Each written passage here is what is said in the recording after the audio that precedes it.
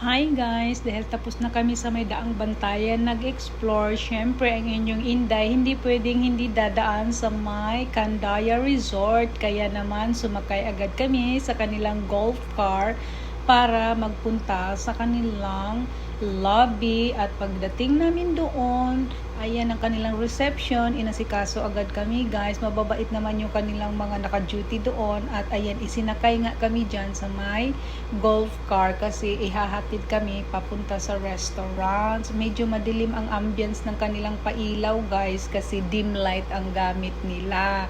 So ayan na nga, binabaybay namin yung kahabaan ng iskinita nila at narating namin ang kanilang kusina. Ayan ang kanilang main bar na nasa labasan lang. So pag akyat mo ng hagdan, unang mo makikita yung bar at syempre inikot muna ni Inday yan ng konti, saglit, at dahil gutom na kami, diretso agad kami sa restaurant. At syempre bago tayo kumain, hindi pwedeng hindi natin halongkatin ang kabuuan ng restaurants nila. Ang galing ng kanilang motif guys kasi may mga kawayan na ginawa nilang design. So ang inyong Inday nagmarites agad o nagpaikot-ikot na agad. Grabe talaga.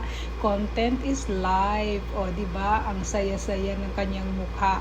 Ganyan ang itsura nila diyan. O ang ganda talaga, nakakaaliw. Kaya naman naisip ko kaagad yung mga anak ko. Sabi ko magugustuhan nila ito kasi fine dining siya guys.